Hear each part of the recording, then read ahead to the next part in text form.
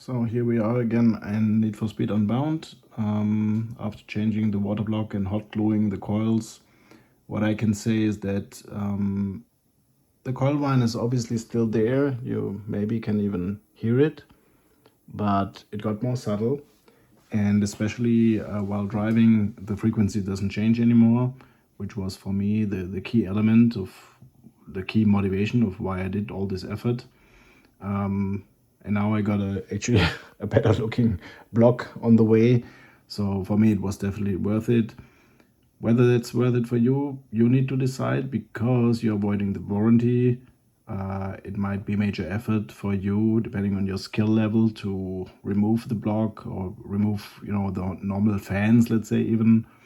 But again, I mean, you're taking certain risks, which I didn't have because my card is used anyway, so I don't have a warranty anyway. So for me, it was a easy choice to just try it out and see how it works.